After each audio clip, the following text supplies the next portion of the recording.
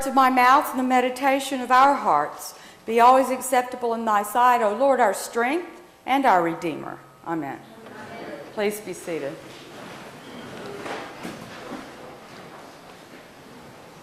When there are surveys given out that ask the question, what person in history, if you could go back, would you like to go back and meet? Many people say Jesus, especially good Christians like us, right? We would like to go back and meet Jesus and check all this out for ourselves. But we also think of Jesus as our friend and our Savior. One thing we learned from today's gospel is that we wouldn't want to invite him to dinner. Because he proceeds to insult everyone in the room. Now, you might think that is interesting that he is eating at a home of a leader of the Pharisees. Because we're used to thinking of them as really the bad guys, right? The guys who are after Jesus. In fact, in Luke's gospel, he takes great pains for us to realize that in many ways, they saw in Jesus of Nazareth, the rabbi, the teacher, kindred souls, a person who loved God as they did and tried to do right, to honor God in all circumstances. He was certainly interested in healing people, although shouldn't be doing it on the Sabbath, don't get me wrong, but he was interested in, in healing and goodness and people leading more holy lives. And really Pharisees, that is what that particular sect was based on. Now, their idea of that was that if you followed every single rule, okay, you get there. But obviously Jesus is not about that same thing. And so he's always challenging, we know, on the rules of the Torah. And it upsets people. It certainly upsets the religious authorities.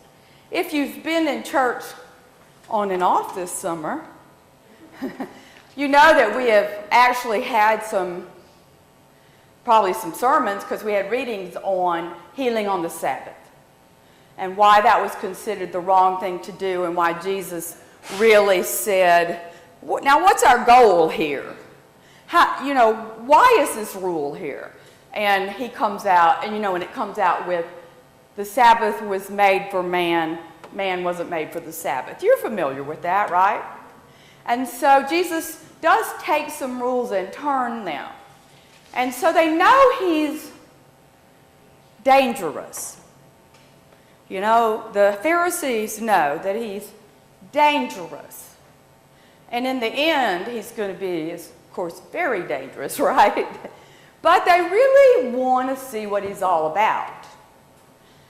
There are some Pharisees, like Nicodemus, who takes the body after the crucifixion, who see in Jesus what we see in Jesus. And there are those Pharisees that enable the temple authorities to crucify him. So they're not all of one mind. And they really want to listen to him because they do see that he has some wisdom. And so he is invited. It's a very great honor to be invited. Well, suppose the Archbishop of Canterbury invited you to dinner at Lambeth Palace in England. Would that be an honor? Yes, because he is our spiritual head of the Anglican Communion. To have one of the elders of the Pharisees, that's getting up there, to invite this rabbi who has no home, who says these outrageous things, to dinner. But you notice that the gospel tells us they were watching him. And that word watching is not just, wow, this is interesting, but is about almost getting to where they want to trap him. And we have several scenes in Luke where they're trying to trap him with questions that they ask him. Except they don't ask him any questions here because he starts out offending them. And so he not only challenges the status, if you will, of the guests that are invited, but he challenges the guest list itself. I mean, that's not even now nice for a host to do, right? You get invited to a party, I mean, you don't tell the person they should have invited so-and-so. You go and you're gracious, right? Well, this is offensive even in his time. And people do not change that much. I am sure that most of us have been in a situation at a banquet, maybe a wedding, a party, where there's a head table, right? And who's put at the head table? The honored guests. The honored guests. So, and why it's called the head table, right? Because those people are raised up as really the best people here, or the reason we're here, right? And you don't just casually sit at the head table, do you? You're supposed to be invited. Now, have you ever been in a place where a person thinks they should be at the head table and they are not? Have you? Yeah. And it can be a very quiet anger, and it can be a very indignant thing, a public display of a tantrum, right? Right. And we still see that. Well, the culture in Jesus' time was that when people were invited to this kind of event, they sat in the order of their importance as related to the host and the other guests. Okay, so I come in here and I say to you, okay, let's all of us, kids too, all of us, line up in order of importance.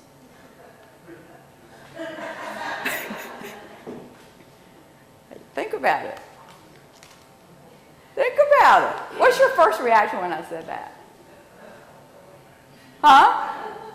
Where was it? That's impossible, number one. Number two is, well, where would I be? Right?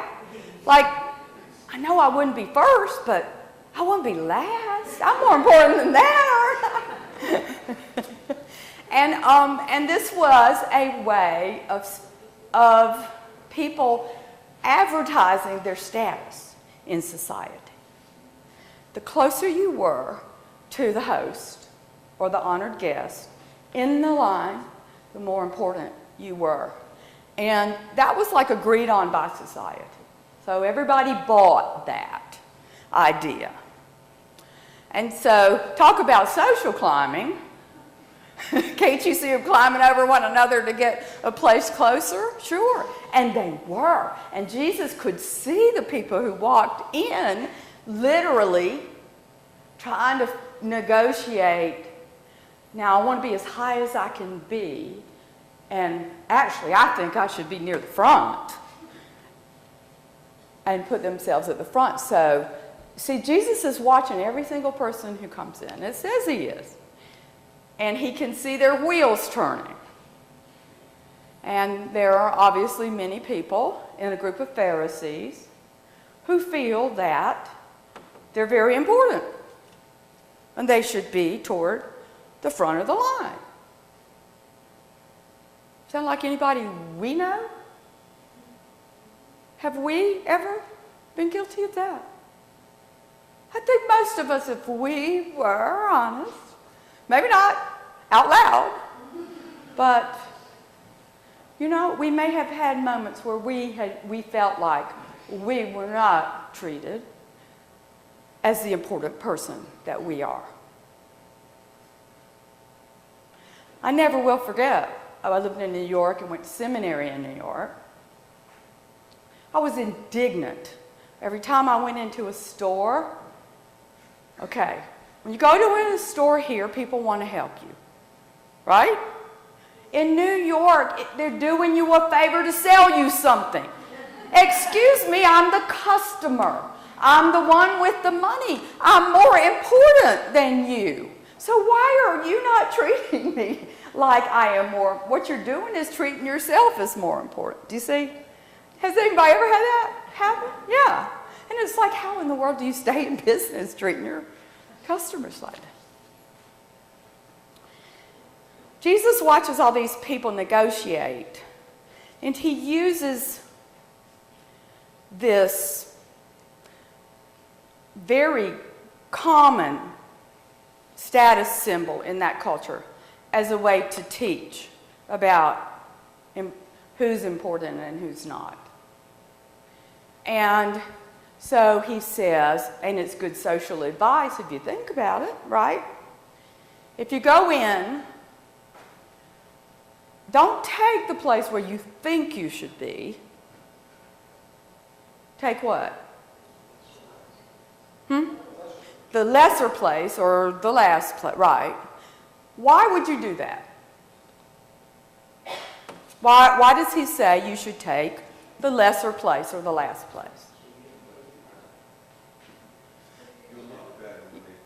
There you go. So you'll look better when they come. Oh, no. You have to come up here. Yeah, right? I mean, that's good social advice. In that time and place, it probably is here, right? And how do you look when you settle yourself right next to the host, and the host has got someone else more important coming than you, and the host has to stay in front of everybody? Move down that way. How do you look? Yeah. Foolish, arrogant, full of yourself. We're talking about humility, aren't we? All who humble themselves will be exalted, and all who exalt themselves will be.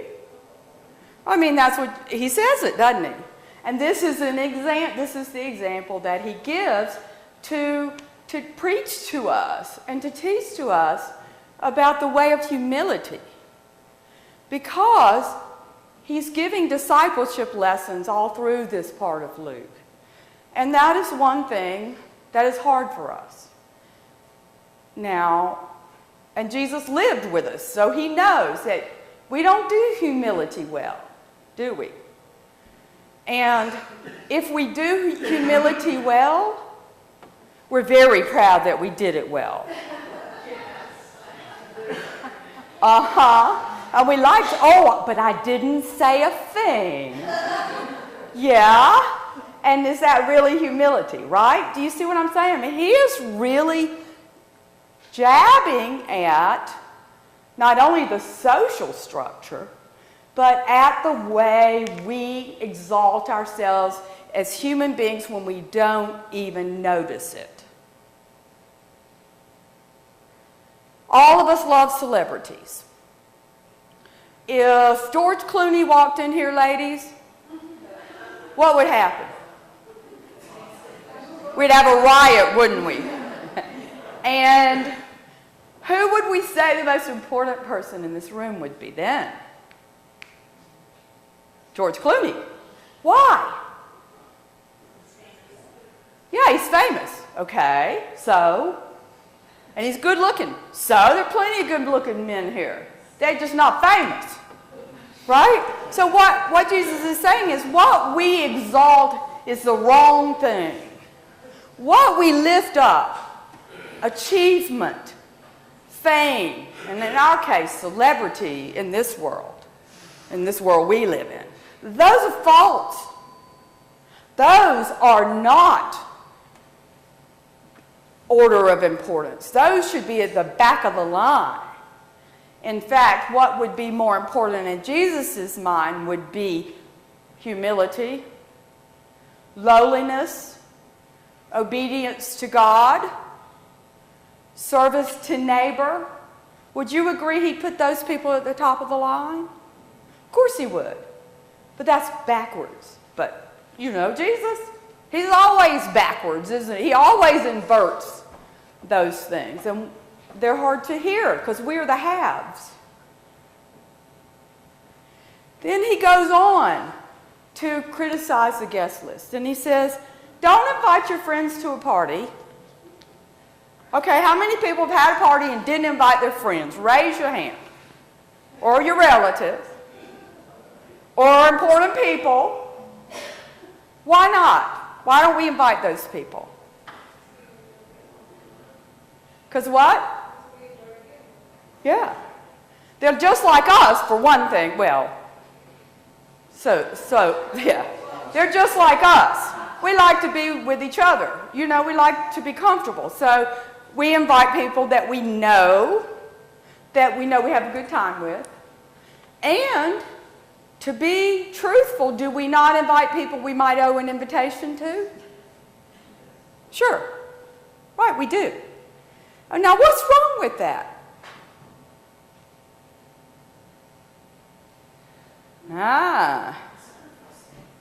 What? Right. That's no discipline, is it? That's easy to do. It's like Jesus says, you know, it's easy to love your friends. Anybody can do that. Loving your enemies. Or loving the unlovable, the oppressed. It's not so easy. Now, why would you want to invite people you didn't like? We wouldn't. That's why we should. He's got these Pharisees' heads spinning. And so what he's saying to them is, and this is hard to say in a church, but I'm just going to be straight about it because I have been ordained almost 25 years, which is a long time for a woman anyway. And I cannot tell you the number of people that I know that have left congregations for the following reasons. I wasn't appreciated. I did all that and no one said thank you.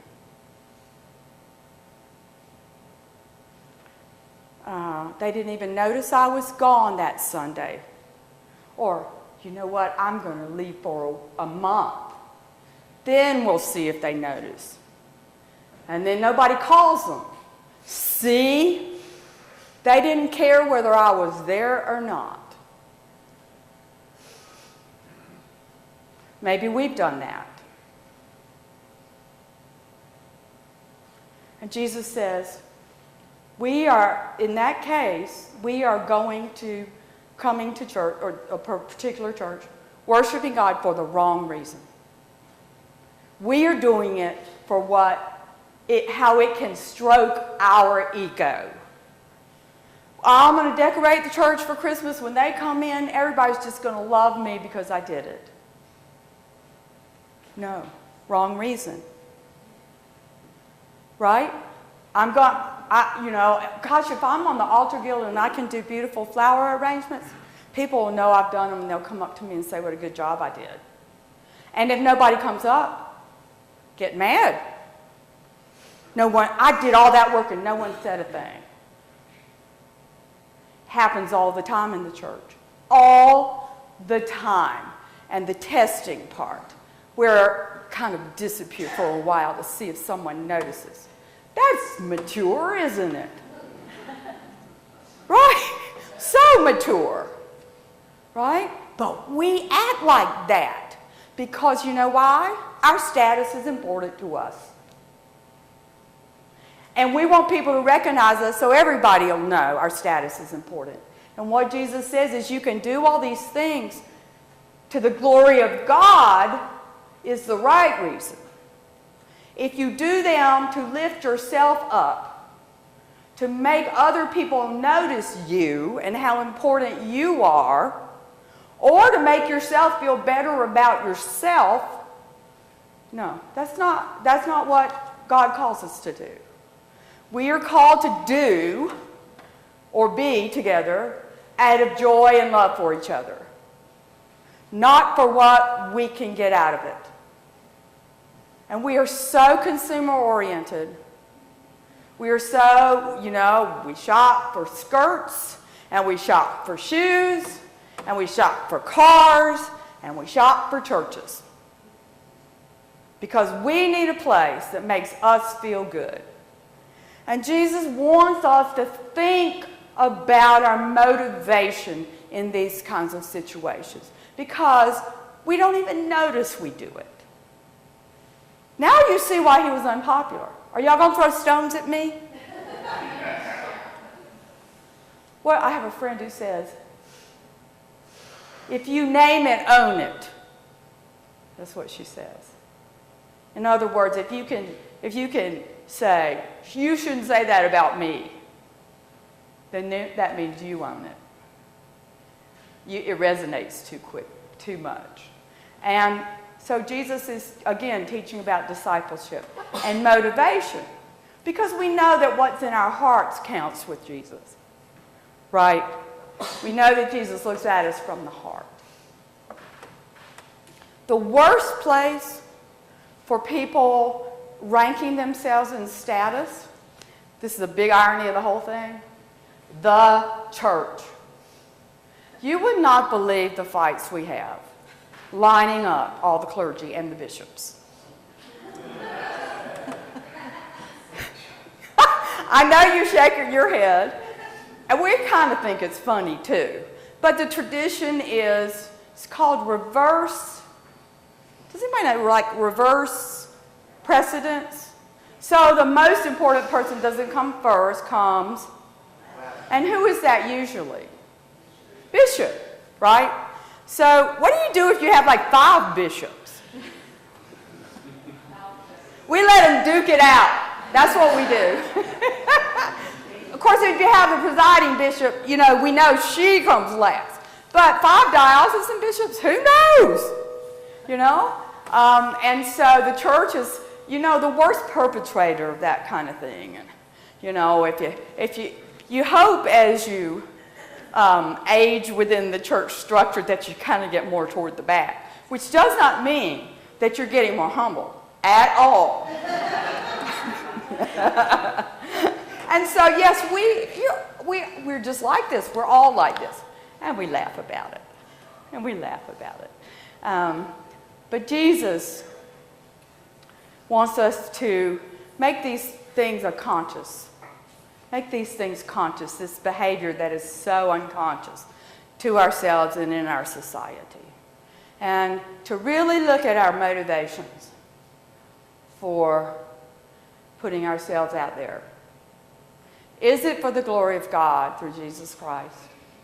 Or is it so people will notice what a great person I am and how holy I am? Oh, that's a good thing in the church. Yeah, how holy I am. That's a good thing. We want everybody to know how holy we are too. That's a status symbol. We're all holy, right? And indeed, Jesus is weaving together in this many things. And one of the things that he is saying is, the lame, the blind, the crippled, and all those people we don't want to invite to our banquet, that's us. And God invites us to his banquet, even though you and I are the lame, the blind, the crippled. Amen.